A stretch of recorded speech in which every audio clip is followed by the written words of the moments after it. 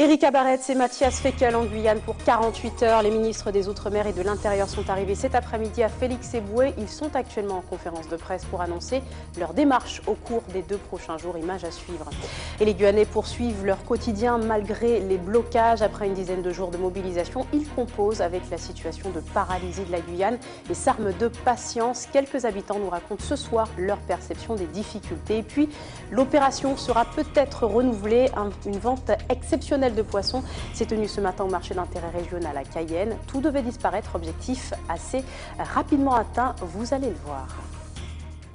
Mesdames et messieurs, bonsoir. Le Premier ministre annonçait hier après-midi, après la manifestation historique qui a rassemblé près de 20 000 personnes dans les rues du territoire, l'arrivée de 2 ministres. Ils ont été dépêchés pour répondre aux demandes des Guyanais.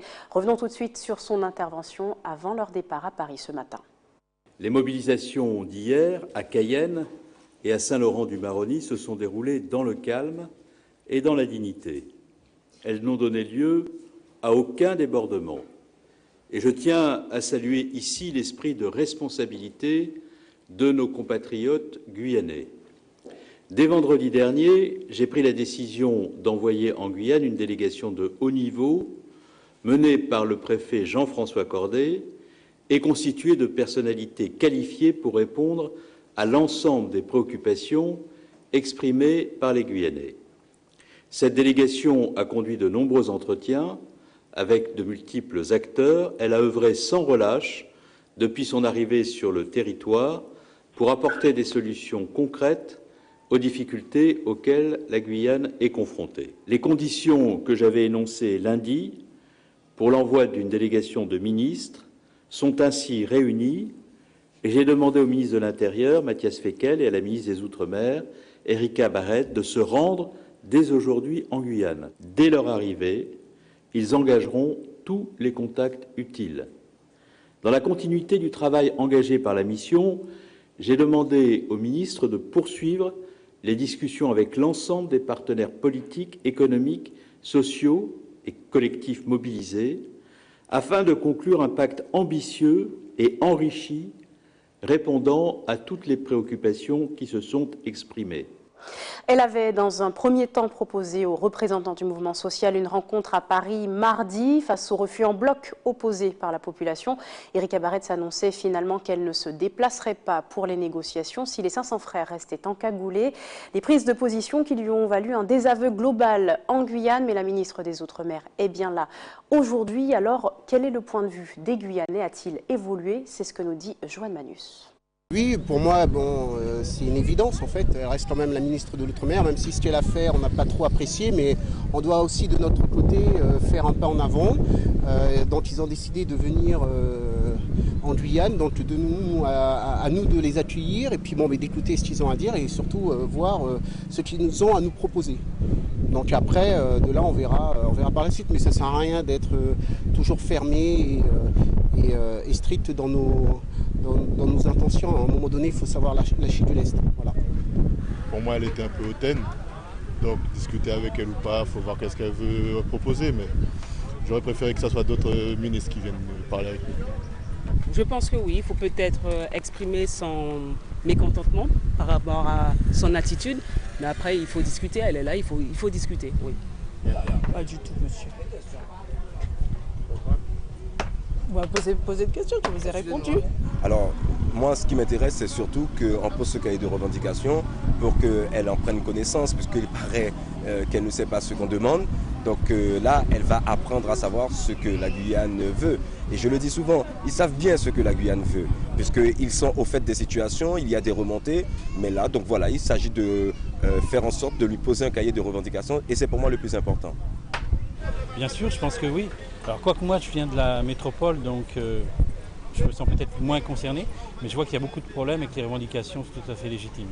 Si, je pense qu'il faut en discuter, même si je pense que les accords, ce ne sera pas tout de suite. Il faut faire avancer pas à pas, mais il faudra en discuter.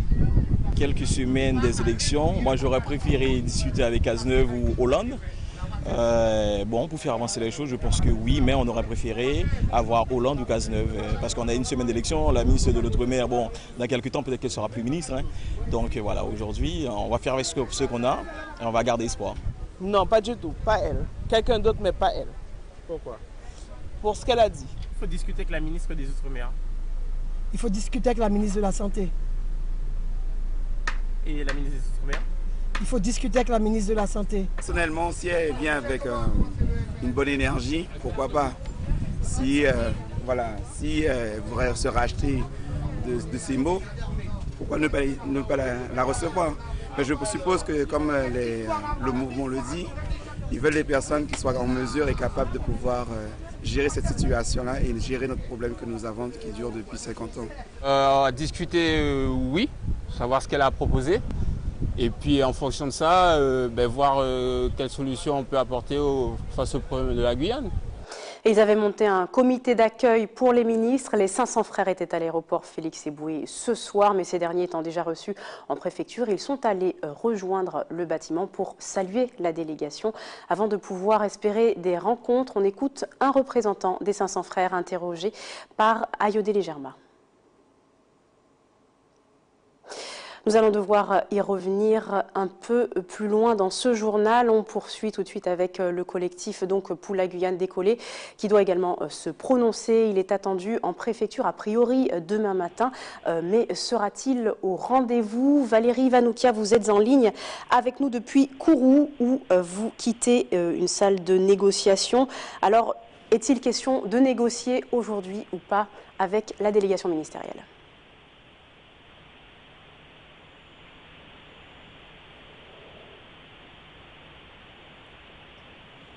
Valérie Vanoukia, vous nous recevez. Vous êtes donc à Kourou, vous vous êtes entretenu avec le reste, l'ensemble du collectif pour sauver la Guyane.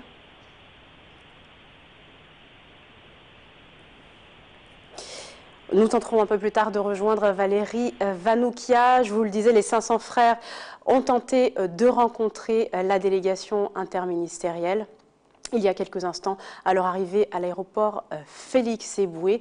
Mais nous allons devoir poursuivre tout de suite avec cette image, à présent celle de la colère des socioprofessionnels. Ils sont, on le rappelle, mobilisés depuis 12 jours devant la CTG. Et bien après l'opération coup de poing des agriculteurs à la préfecture, ils ont déversé de la terre à l'entrée du centre des impôts, route de Baduel, ce matin.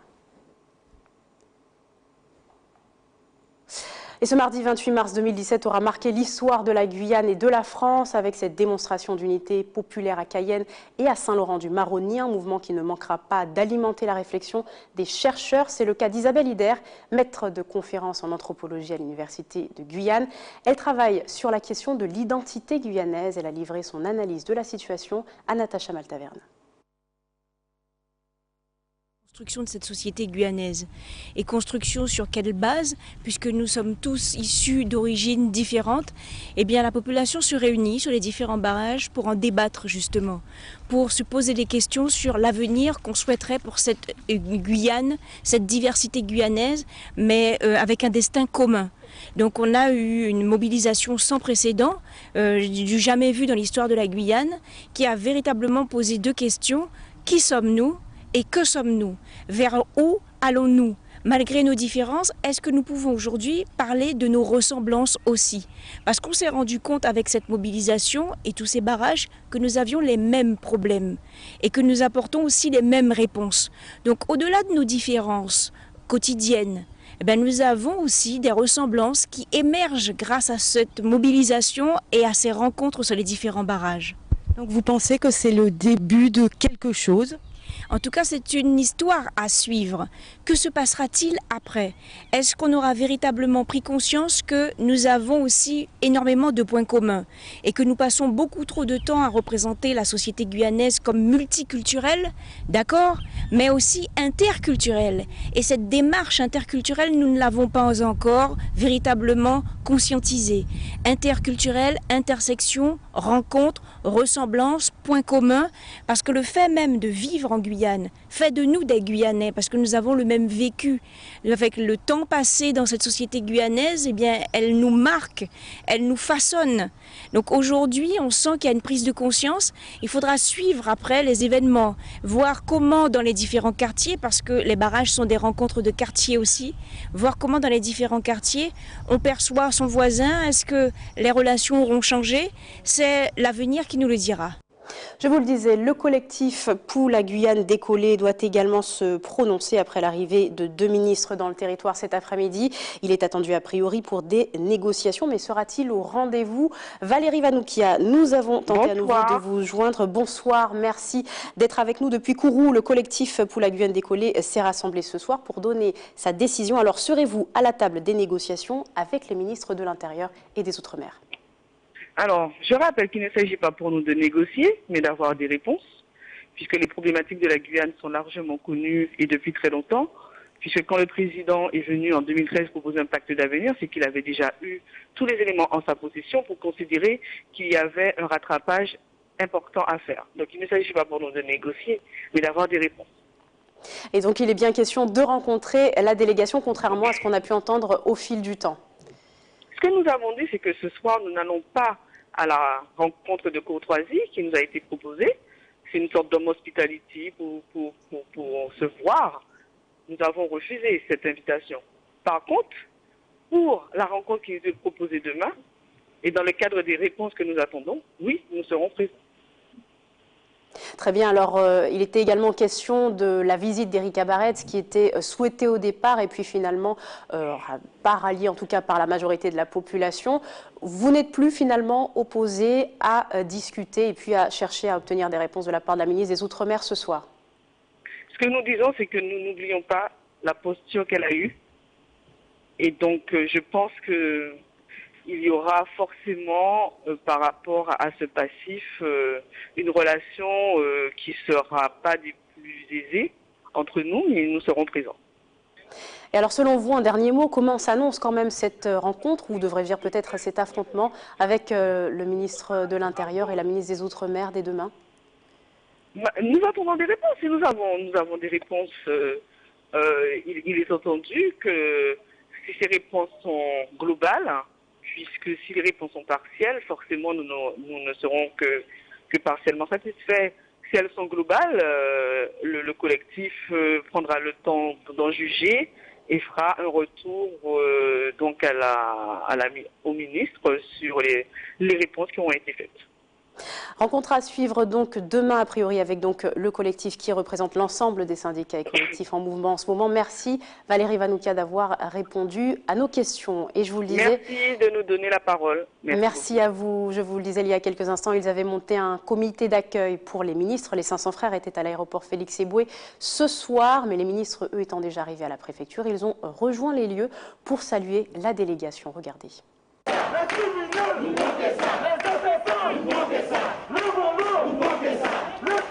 On va discuter avec eux. Pour ce qui est des négociations, il faudra contacter le service communication du groupement des collectifs pour ça. On est poli, hein. On vient dire bonjour, on vient les saluer, ils se sont déplacés pour nous, on vient les rencontrer aussi. Et les choses s'accélèrent, les choses changent vite. On ne définit pas effectivement à l'avance. On ne définit pas effectivement à l'avance ce qui se passe. On regarde justement comment les choses évoluent et nous on réfléchit, on agit justement, on agit en fonction. Ce grand mouvement social est sous-tendu par de nombreuses revendications partout en Guyane et dans toutes les sphères de la société. Un temps pour réclamer un changement à la hauteur des enjeux selon les collectifs et selon la population. Marie Tricot et Guillaume Bacoul se sont penchés sur le quotidien des Guyanais et de leur vision de la crise. Reportage. Tati Léodate est bien connue du quartier. Depuis 5 ans, elle cuisine toujours un peu plus pour offrir quelques repas chauds aux démunis qui frappent à sa porte. Les jeunes là qui viennent me demander à manger, je laisse toujours un petit peu pour eux, je fais des pâtes, s'ils me demandent. Léodate a élevé 9 enfants. Gérer les besoins d'une famille nombreuse ne l'a jamais effrayée, mais aujourd'hui, elle milite pour l'avenir de sa région. Pas de manifestation, ça va rester marqué sur les annales. Ah ouais. Elle était dans les rangs de la Grande Marche et sera sur un barrage à la nuit tombée. Dans la famille, on parle quotidiennement des problèmes guyanais. Nos jeunes partent parce que par rapport aux études, pour ceux qui font des études, mais très peu reviennent. Très peu reviennent parce que soit trop diplômés, on ne peut pas mais les payer, ou soit parce qu'ils ont finalement fini par trouver du travail dans l'Hexagone. Des jeunes comme Dinel, qui ne sont pas sûrs de finir leur cursus universitaire en Guyane. Étudiant en droit, le jeune homme déplore le manque de formation qualifiée et de programmes adaptés. On nous enseigne les cours comme si on était des étudiants qui habiteraient en métropole ou autre part. Depuis maternelle d'ailleurs, on devrait connaître l'histoire de notre pays, notre département, avec la colonisation et puis tous les peuples qui ont vécu ici. Sur le campus universitaire, les voitures de patrouille ont pour le moment remplacé le chassé-croisé des étudiants. Dinel espère que la grève donnera un nouvel élan à la Guyane, car lui est bien déterminé à faire prospérer sa région. Les Akupa, mâchoirons et torches n'ont pas fait long feu sur les étals du marché d'intérêt régional ce matin. Les pêcheurs ont mené une vente flash pour écouler leur stock de poissons, des produits vendus pour l'occasion à moitié prix et en un temps toujours record. Une opération susceptible d'ailleurs d'être renouvelée. Ayodele Germa. C'est la cohue devant ce camion réfrigéré. Les clients ont flairé la bonne affaire. À 4 €, bon bah c'est pas cher à 4 €, ça va. Vous avez vu la coupa là, à 6 €. J'ai dû faire une queue d'1 heure par contre. J'en ai pris 5 kilos. Il est 9 h, en 2 h 30 tout est parti. C'est un exploit. Un exploit rendu possible par la grève générale. Une semaine de marchandises non vendues sont liquidées aujourd'hui. Ce grossiste a écoulé 1200 kg d'akupa et 400 kg de divers poissons en un peu plus de 2 heures. Habituellement, cette quantité est vendue en une semaine. En sautant l'étape du détaillant, la marchandise est vendue jusqu'à 50% moins cher. Pourtant, les grossistes ne perdent pas au change. Nous avons fait une vente directe de producteurs à acheteurs et donc toutes les marges, c'est vrai, ont été réduites. Donc c'est pour ça que c'est vraiment préférentiel pour les clients. Dans le cas où la population n'aurait pas pu se déplacer, là on aurait pu éventuellement se rapprocher de notre clientèle. Mais bon, heureusement on a pu avoir un maximum de clients qui a pu se servir. Chez les détaillants, pas de réduction de prix. Mais les affaires sont bonnes. Ce matin, Loïc Torvik a vendu 1 tonne de poissons, soit 3 fois plus qu'en temps habituel. On avait plus de clients que d'habitude. Et là, franchement, je suis tombé des nues puisque franchement, j'aurais eu plus de poissons qu'il y aurait encore du monde qui aurait acheté, quoi. Et malheureusement, c'est terminé. Ils portent le masque de la lutte des Guyanais. Les 500 frères contre la délinquance sont devenus le symbole de ce mouvement inédit qui touche le territoire. Admirés ou décriés pour leur démarche musclée et encagoulée, ces hommes issus de divers milieux sociaux se sont unis derrière une même cause, celle de la défense des intérêts des Guyanais. Mais qui se cache derrière cette cagoule? Jonathan Lariot nous dit tout. Au devant des manifestations guyanaises, le collectif des 500 frères fait parler de lui de bien des manières. Même si le regard porté sur ce groupe n'est parfois pas très positif, la population guyanaise a choisi de leur faire confiance. Ils ont supporté l'espérance de tout un peuple. Et je trouve que le mouvement des 500 frères est légitime. On les accompagne parce qu'on sait qu'on peut leur faire confiance. Ils nous protègent, parce que quand ils sont là, nous savons que nous pouvons sortir en sécurité. Vous faites le tour des barrages, vous voyez des enfants, vous voyez des bébés, vous voyez tout le monde. Donc si c'était dangereux, on serait resté à la maison. La cagoule, le détail qui choque, caché derrière leur masque. Au secours, madame, au secours! Leur première intervention face à la ministre de l'Environnement a suscité énormément de réactions. Mais pour les Guyanais, les 500 frères représentent la voix du peuple. Ah, mais si je pouvais, j'aurais eu ma cagoule et je serais avec eux. Ça oui, ils portent le message et ils le portent tellement bien qu'ils font bouger quand même les choses. C'est des pères de famille qui se battent juste par l'avenir de leurs enfants. Comme nous, on est là pour assurer l'avenir de nos enfants. Tout ce que nous n'avons pas osé dire et osé faire, eux, ils le font. Au moment où nous sommes, la Guyane avait peut-être aussi besoin de se réveiller de cette manière-là. La force des 500 frères réside dans leur détermination. Depuis le début de la période de crise dans le département, ils donnent de la voix pour faire entendre leurs revendications pour la Guyane.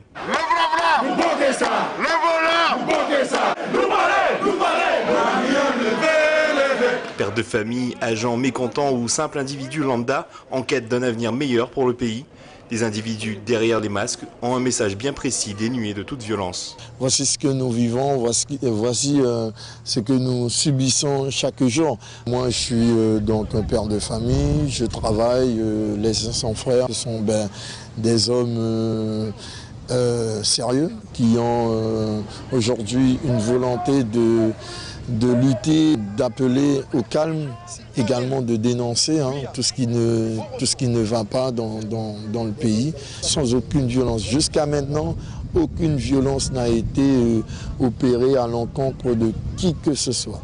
La population guyanaise possède aujourd'hui ses propres grands frères, prêts à revendiquer ce qu'ils jugeront nécessaire pour le département, toujours sans jamais perdre l'image de ce groupe encagoulé.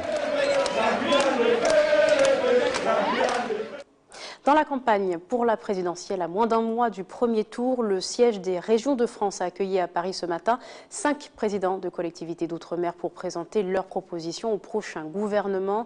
À cette occasion, le président de la CTM, Alfred Marie-Jeanne, a souligné l'importance de leur prise en compte, notamment dans ce contexte de crise en Guyane. Parmi les mesures, un renforcement de l'autonomie fiscale, une extension de l'octroi de mer aux services ou encore le bénéfice d'une partie de la taxe carbone. Solène Boissé. Ils ne sont pas tous du même bord et pourtant ils sont tous d'accord. Les différents présidents de région ont adopté à l'unanimité 6 propositions à destination des candidats à l'élection présidentielle. C'est la première fois que l'Association des régions de France inclut des mesures spécifiques à l'outre-mer dans ses propositions aux candidats. Les candidats à la présidence de la République qui sont là devraient comprendre l'opportunité que leur est donnée par des élus responsables. Nous faisons des propositions qui sont raisonnables. Ce n'est pas une révolution. Ce n'est pas une révolution, mais le contexte de crise en Guyane démontre que pour certaines mesures, il y a urgence. Le président de la collectivité guyanaise a appuyé par téléphone la modification du régime de l'octroi de mer, qui selon lui exonère trop de produits. Nous apprenons aujourd'hui que la base spatiale perd 500 000 par jour. Et nous sommes actuellement, sur un budget de 600 millions. Ça signifie que le retour de la base spatiale, dont les produits sont exonérés au niveau de l'octroi de mer, nous obère également de notre budget. La Guyane, l'invité surprise de cette dernière ligne droite à la course présidentielle, pourrait permettre la mise en avant des problématiques ultramarines dans le débat politique. Quand il s'agit d'élections, on connaît très bien l'outre-mer. L'outre-mer a fait bouger les choses aux dernières élections présidentielles. Là maintenant, il faudrait qu'on soit solidaires. C'est ce que je demande à tous mes collègues, à tous les parlementaires. Si nous sommes solidaires, si nous sommes ensemble, je pense qu'on fera bouger beaucoup de choses au niveau du gouvernement. Des engagements, c'est ce que les acteurs régionaux souhaitent évidemment. Reste à savoir qui les prendra. Quel que soit le président, je pense que le mouvement engagé en région de France et nous-mêmes, ce mouvement-là, il va en s'amplifiant. Des mesures essentiellement fiscales pour renforcer l'autonomie des territoires ultramarins donc, et injecter dans l'économie locale plusieurs centaines de millions d'euros. Quelques informations pratiques à présent avec une bonne nouvelle pour les usagers. La compagnie Air France annonce que ses vols Paris-Cayenne et Cayenne-Paris de ce jeudi sont maintenus. 2 vols entre Cayenne et les Antilles sont également programmés aujourd'hui encore. Concernant à présent les bouteilles de gaz, elles n'étaient plus disponibles en vente ces derniers jours, non pas faute de stock, mais à cause de difficultés de réacheminement des bouteilles des clients vers le centre de remplissage de la Sarah. Soyez rassurés, hier, 1050 bouteilles ont pu être remplies et envoyées vers les stations. Leur arrivée à destination dépendra toutefois de l'état des barrages. Et puis notez que les stations-service qui ont été réapprovisionnées en carburant ouvrent désormais tous les jours de 7h30 à 14h30. C'est la fin de ce journal, merci d'avoir été avec nous. Je vous rappelle les principaux titres développés ce soir avec bien sûr l'arrivée d'Erika Baretz et Mathias Fekkel en Guyane pour 48 heures. Les ministres des Outre-mer et de l'Intérieur sont arrivés donc cet après-midi à Félix-Éboué. Ils sont actuellement à la préfecture à Cayenne où ils ont tenu un point presse pour annoncer leur démarche pour les 2 prochains jours. Et les Guyanais poursuivent leur quotidien malgré les barrages. Après une dizaine de jours de mobilisation, ils composent avec la situation de paralysie de la Guyane et s'arment de patience. Enfin, l'opération sera probablement renouvelée. Une vente exceptionnelle de poissons s'est tenue ce matin au marché d'intérêt régional à Cayenne. Tout devait disparaître, objectif atteint assez rapidement. Merci d'avoir été avec nous. Ne manquez pas la météo, suivie tout de suite après du 20h de TF1. Excellente soirée à vous. Rendez-vous demain.